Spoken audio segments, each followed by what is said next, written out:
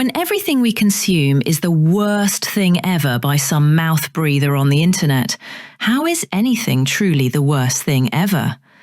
Time for the only podcast to officially create a list of the worst movies ever made. The only one. For real.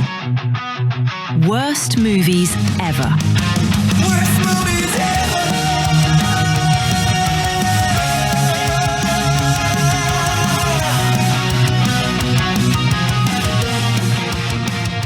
Let me get hit of this before we fucking do this shit. Is there something wrong? No. Oh. Just enjoying the coffee. Oh. I wasn't sure what that was. That was an pure satisfaction. Oh. Yes. Which is something you don't necessarily get when you decide to watch another Nick Millard movie. Welcome, listeners of Worst Movies Ever. Here today, yeah. It didn't sound like for some reason I keep coming back to the Nick Millard. Well, this is I think the third episode I've done, not on this version of the podcast, but on another on the Patreon. We did an episode of Crazy Fat Ethel, which is probably the most contentious episode with the viewers and the listeners that I've ever done, because they are convinced that that movie, at least, I shouldn't say they, I should say one member in particular is convinced that movie should have been put on the list of the worst movies ever. And you didn't put it there. Didn't put it there. At least twice or maybe 3 times a year reminds me that we need to reevaluate Crazy Fat Ethel 2 and put it on the list. It won't be. It's already been decided by the Council of Derek? Yeah, well, by a Democratic vote. If this individual wishes to make their own podcast called Worst Movies Ever, they certainly are entitled to go and then put Crazy Fat Ethel on the list. But I'm not doing it. So Nick Millard so far with Crazy Fat Ethel 2 and Death Nurse is 2-0 or 0-2, however you want to look at it, for not getting on the list. And today, as you could hear, I brought Kens back on. Say hi to listeners. Hello. To watch Cemetery Sisters, another wonderful hour-long piece of absolute Nick Millard nonsense on the podcast today. Having said this, Kens, and you have not experienced Nick Millard in the past, I feel through the year of watching really horrible movies with me that we've been together, it culminates. I mean, mind you, you guys haven't heard this, but my Patreon members have. I started you off on this with Wicked World. Yes. Which might be the most abstract, one of the shittiest abstract movies you possibly could watch, even though we both kind of liked it. We did.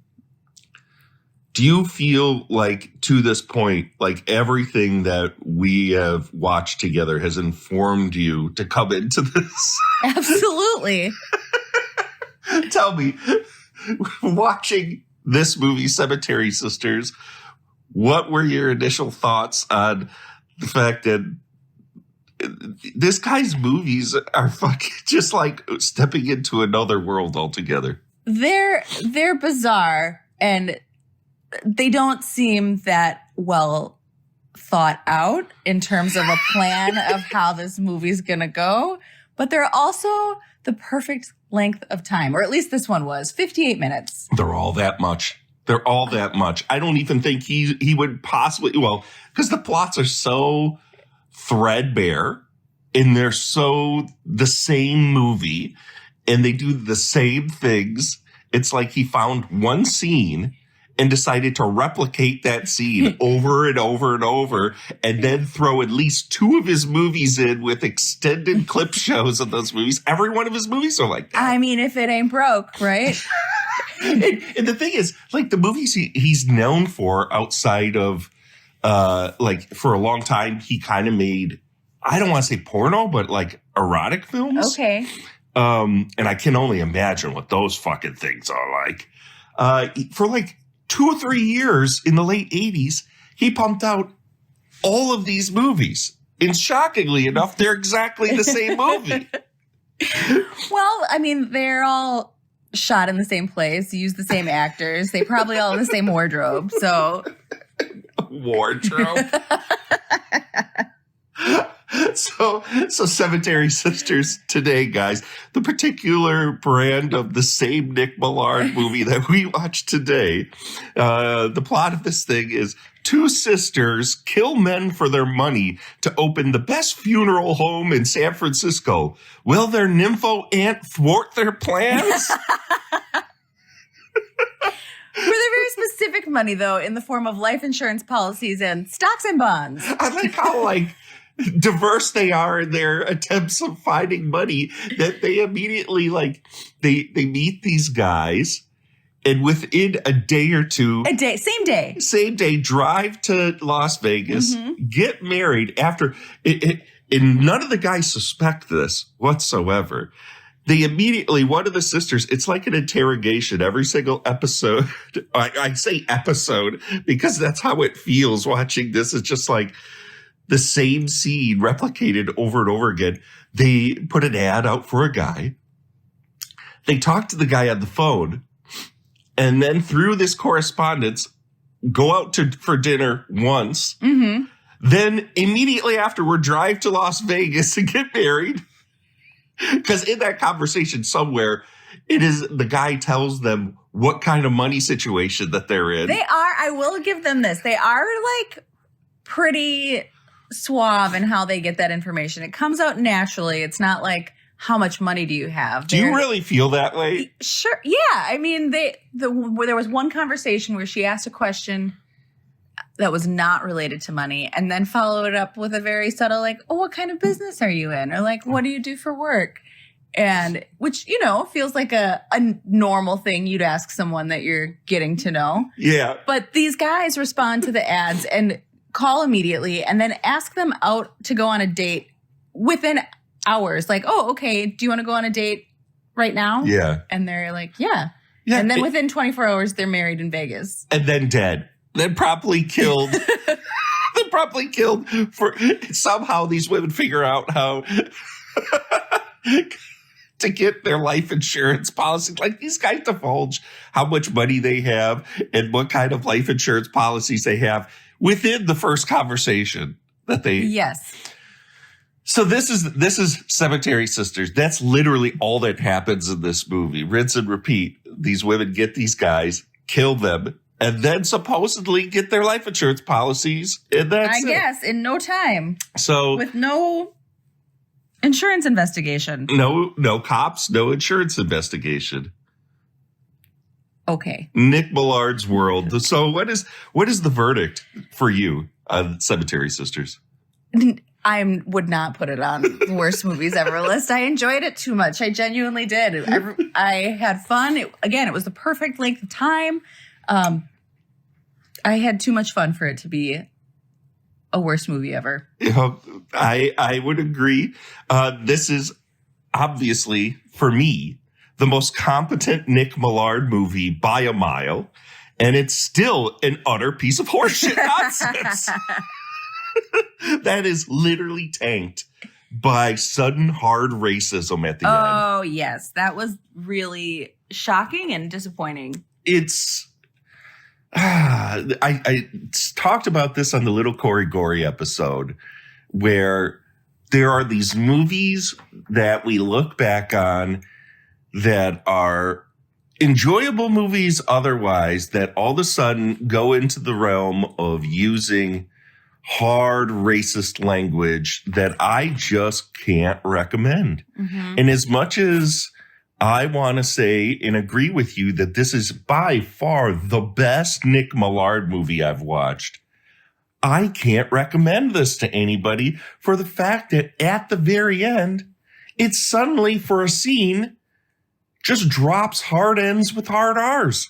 For no reason. For no reason. There's absolutely no reason it needed to be there. So that's just it's not I can't say it's one of the worst movies I've ever watched because likewise, I kind of have an opinion about these movies at this point. Mm-hmm. They're all terrible. Right. They're all extremely terrible. But this is the least terrible of the ones I've watched. So, yeah, take that for what it is. Let's go to the goods. What is good? To start this out, I usually go on my long spiels with my notes about the goods. I want to hear, starting off, because this was your first one, I want unfiltered, un-Derek opinions from you. What did you think was good about this movie?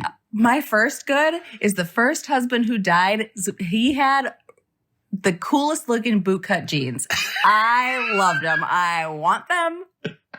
And there were a couple really nice sweaters. I like the clothes. I thought the clothes were great.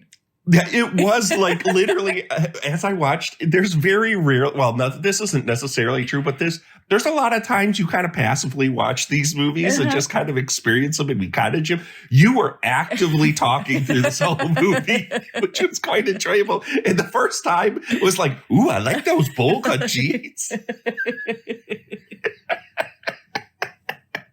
Any other goods you got? No, I mean, most of my things I think are going to be in the what the fuck category because I've got a lot of questions about how this all happened. Yeah, that's entirely fair. And to be honest, I also, my what the fuck section is entirely questions. So my first good is, yeah, this is the same location as Death Nurse. The entire fucking movie has, the moment it opens up, they're driving down the windy, curvy road. I'm like, oh, that's from Death Nurse. Then they show the fucking house. Oh, that's from Death Nurse. Then they show the inside of the house. Oh, that's from Death Nurse. And so on and so forth. So, yeah, I mean, you get familiar with that. This movie, which I thought made it like a colossal step forward, which is shocking for me to say, is that it actually had music in it.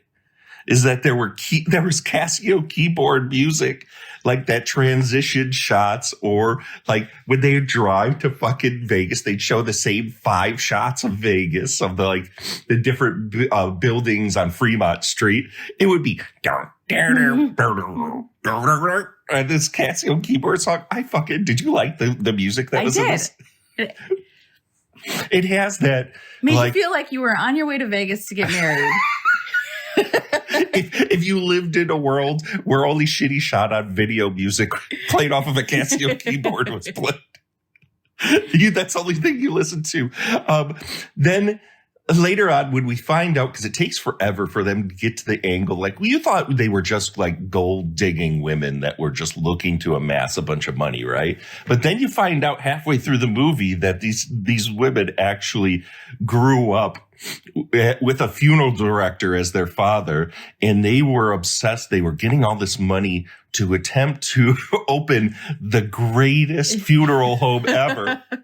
And in flashback scenes, which we'll get to when we get to the what the fucks, you find there's these scenes where an older person's hands are using what supposedly is an embalming tube device.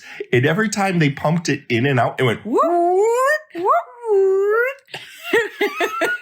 you and I, it never ceased to like produce a laugh out of us every time it came on. I don't know much at all about embalming, but I have a hard time believing that the machine that you use to embalm someone makes that sound. There's no way. It was fucking hilarious. There's no way. So this is where I fucking struggle with Nick Millard, and I just kind of let go after a while. Do you feel like this was intentionally comedic, or was it just so inept that it ends up being funny? I think probably more of the latter. It didn't feel intentional. And maybe it was, and the actors are just that good. Terrible? No. Like, Fungicide felt intentionally funny. Yeah. This one didn't. No. And that goes on to my next good. The aunt character,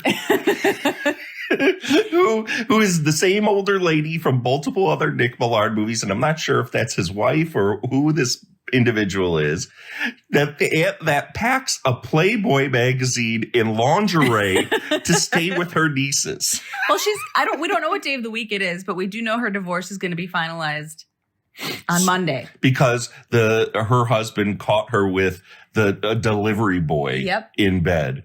And she is a treat. Would you like to talk about the aunt character?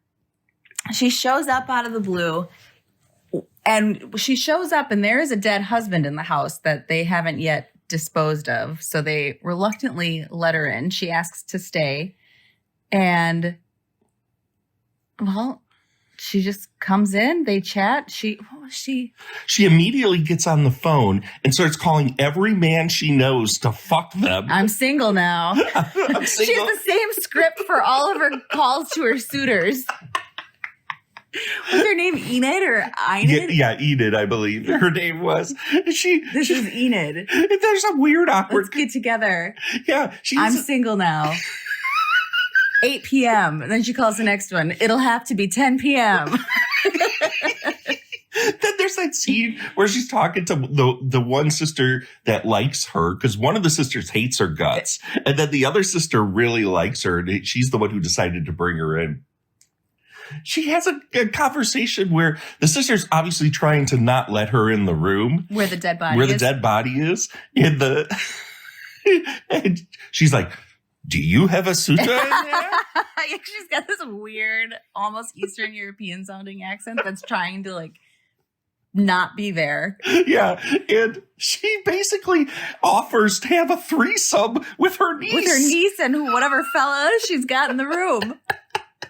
This fucking character who's called a nympho multiple times is easily by far the most entertaining character in the entire movie. 100%. It's so fucking good. The last one that I have for good, and this is possibly one of the best joke sequences. And this is where I'm just like, this is obviously a joke.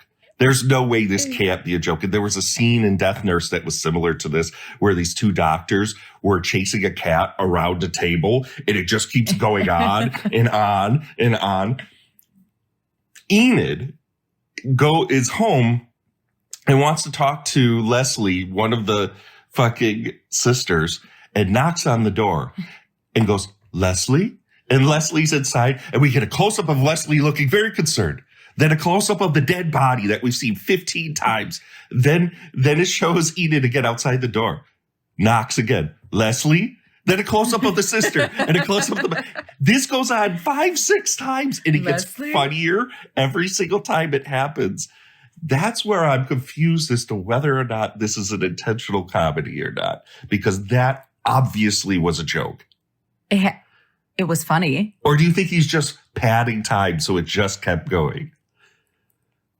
It didn't feel like a joke to me. Like, it was funny, which if it actually was a joke, well done. Great delivery. It just kept going. That's what made it. It was one of those jokes, people, where it starts off and you're just like, okay, what is this?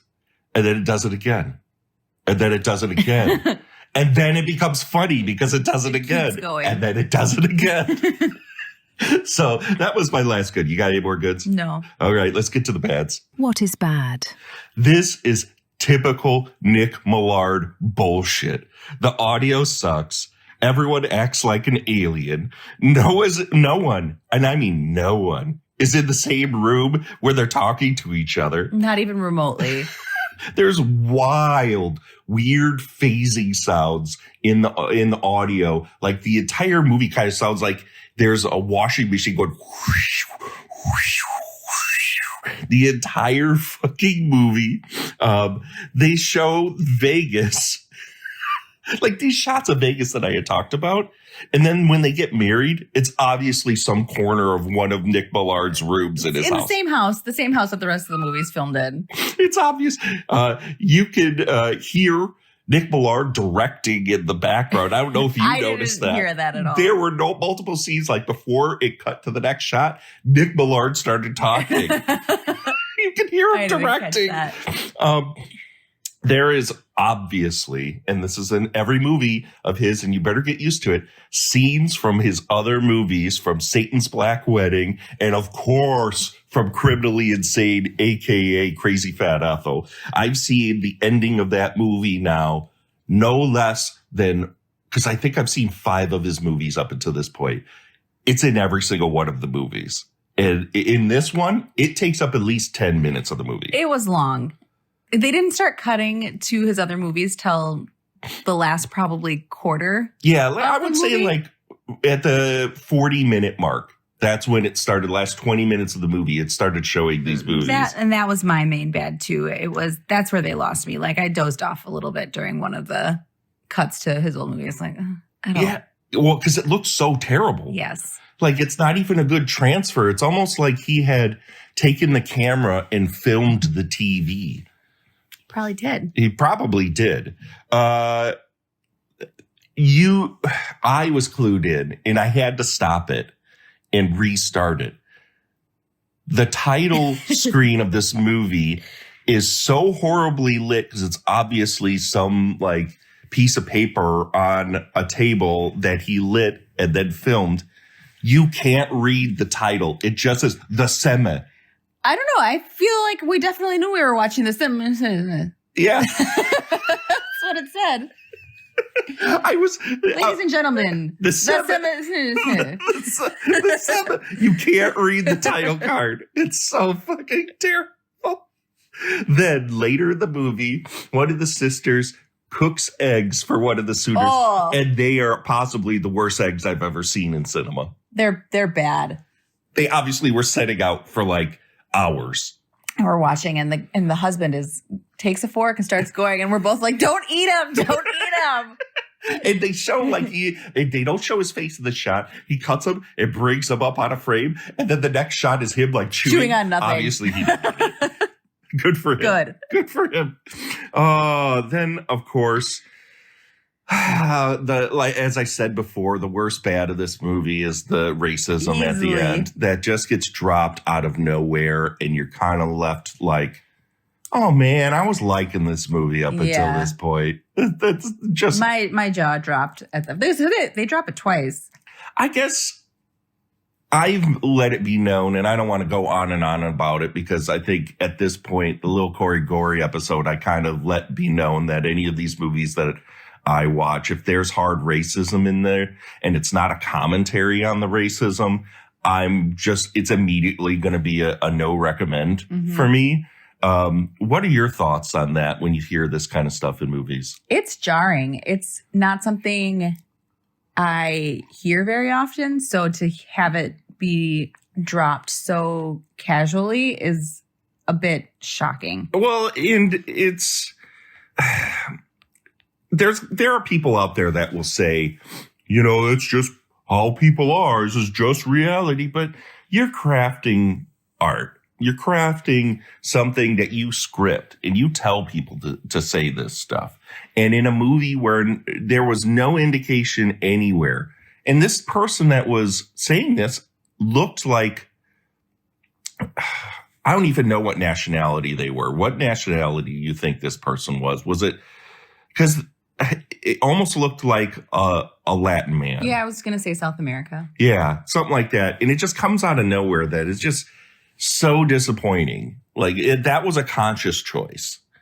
For no reason. It sucked. And my last bad, and I can't wait to hear if you have any more bads, is the movie literally, as I had predicted, 15 minutes prior to its ending, just fucking ends. But of all of the Nick Millard movies, it actually ends where the ladies wanted it to end. So it wasn't ending. What did you think of? Oh, they get she buys a cemetery and they just dance in the cemetery. I had predicted several different ways I thought the movie would end, and that was one of them. So good for the sisters, I guess. I have a lot of questions about how they're actually getting the life insurance money, but they got it, I guess. She somehow got it because she surprises her sister with the cemetery they buy. None of the other movies. This is the thing is, no, there's never any consequences to the actions of the killers in Nick Millard movies. There's never any questioning by the police. There's never any like threat that anything bad's going to happen to these people. They just kill indiscriminately, and then the movie ends. Wild. Like where you? What a wonderful world for killers. I guess so. The hardest part to watch of this movie was like there would be life insurance investigations before they get their money. There would have to be bodies. We still don't really know what they did with the bodies. No clue. No clue. They zipped them There'd up. have to be. You know what I think they did with them? Because they made reference to it the once. basement? Yeah, the basement. They zipped them up in body bags that they obviously were left over because that must have been their parents' house. Yeah. And they lived there when the parents died. The dad, because there was no reference to a mom at all in this movie. Not that I'm aware of. I don't think so. I don't think so. So that's what was happening with the bodies. Do you have any bads? No other ones. I've chimed my bads in. All right. You ready for the series of questions? Yeah. Let's get to the what the fucks. What the fuck is that? Do you feel like they had to stab these people so often? So often? I feel like these people were pretty hardy for the amount of stabbings that they were getting. The joke of that question is there's a piece of dialogue that literally says, how often are you stabbing them?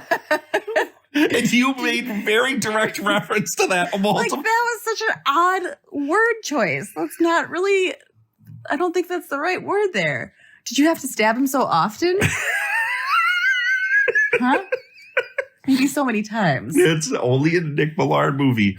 What was the question you had before I go into the next one? How are they stabbing these people so many times in wearing a white sweater and getting not a drop of blood on themselves? Nope. And it's so aggressive. It's like Rob Zombie Halloween 2 level fucking stabbings. And it's the same white sweater over and over. And then at one point, one of the husbands, she just point blank shoots in the head, and no splatter. None. I mean, there's splatter all over him, all over other things, but her white sweater remains pure. Nope, there wasn't even any splatter on other things. It was Just on literally his just on face? his face. So that's very valid. What the fuck?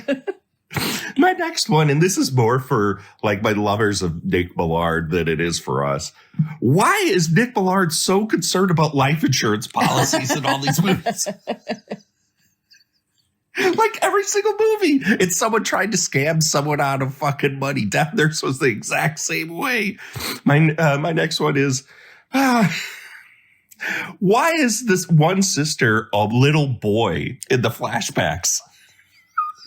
Very clearly not a little girl. Nope.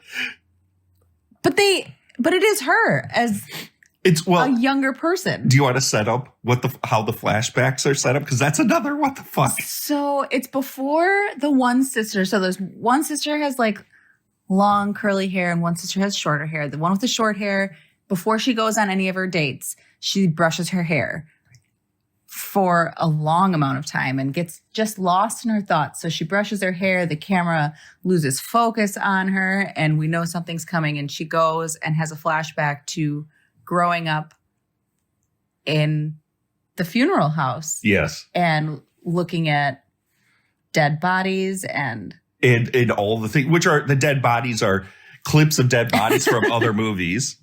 But the younger version of her is a little boy. It's obviously a little boy. A little boy that eats popcorn out of a glass. Yep. It's so fucking unbelievable. What's your next what the fuck? The little boy was going to be my next what the fuck. But did you notice, though, they must not have known any other young people to be in the movie? Because there's one scene where he's walking into the basement to look at a dead body in the flashback scene, and he's wearing heels. Like, you can hear the click, click, click, click, click. Yes. That is so fucking weird, man. I didn't notice that. That is so fucking weird. These movies are a trip. Maybe you need to watch the next one because we got to watch Dr. Bloodbath, I think, next. Because that's the next one I have. We'll leave Death Nurse 2 for down the road. We'll eventually get to Death Nurse 2. Man. I'm sure it's the exact same movie. And we already talked about why are there no cops in this fucking world? No clue. No clue. At some point, somebody's got to be suspicious that these women keep getting married. Their husbands die within hours of them getting back from Vegas, and they collect all of their money. And nobody raises an eye. Yep. Nope. The life insurance companies are just happy to pay out. That's probably the most, I think I've said this multiple times, but that's the most unbelievable part to me, that these life insurance companies aren't fighting this at all. What about the fucking wedding chapel where these ladies are getting married 2-3 times a week? And like, they know that they can just get married at the courthouse, that they don't have to go to Vegas. But do they? Maybe they don't. Maybe they don't. Maybe the only thing that they know about is going to Vegas, and they got that footage of Vegas. And then my next what the fuck would be the timing of these marriages. Like the one date, this is all one day where the nympho aunt is at the house. The one sister, some guy responds to an ad that she places. They go on a date. They go out to dinner.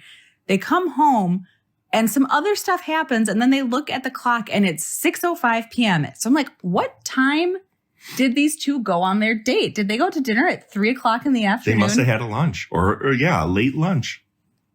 They expedite the process. Things so move fast, quickly. So fast. That's all I got for what the fucks, because we kind of breezed through a bunch of my what the fuck questions. Do you have anything else? No. That's Cemetery Sisters. Are you glad you finally got to see a Nick Millard movie? Because you had made reference when I did that first episode how hilarious you thought that was. I am. Like I said, it's not on the list for me as the worst movie ever, because it was fun to watch. Oh boy, I could show you some more Nick Millard where your opinion may change on that one.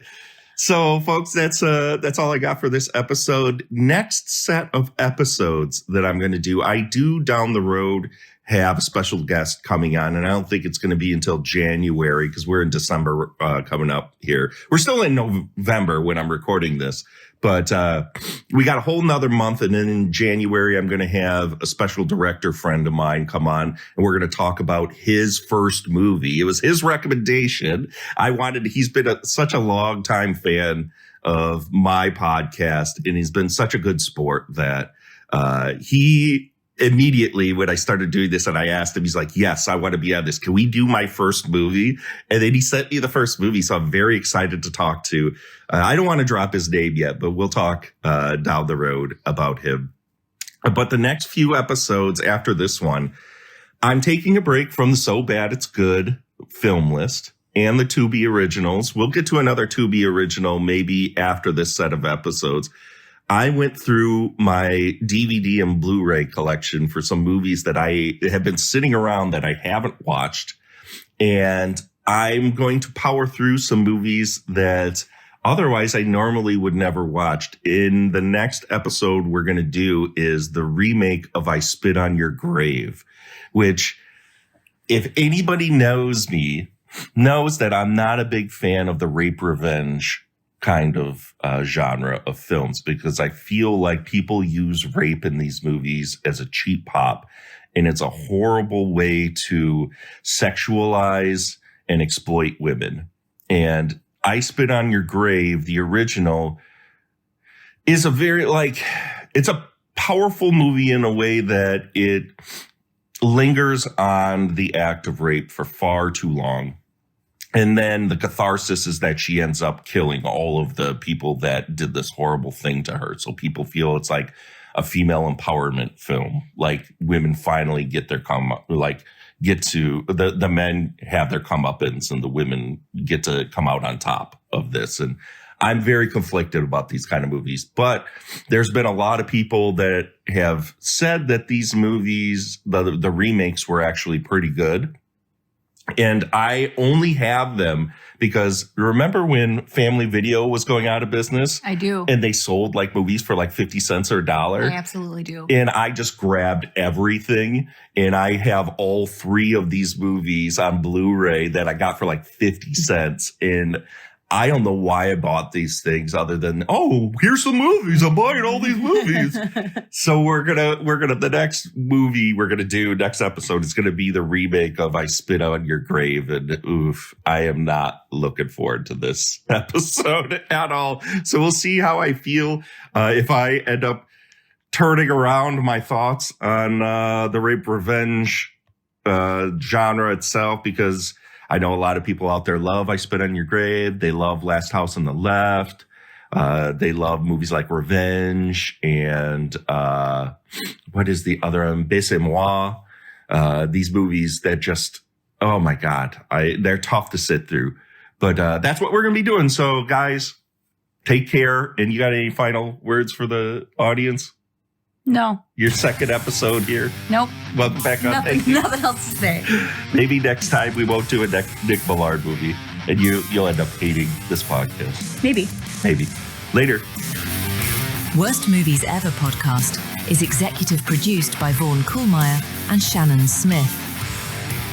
For more Worst Movies Ever, and to make the Doctor watch your worst movies ever, subscribe to the Worst Movies Ever Patreon at patreon.com/Worst Movies Ever.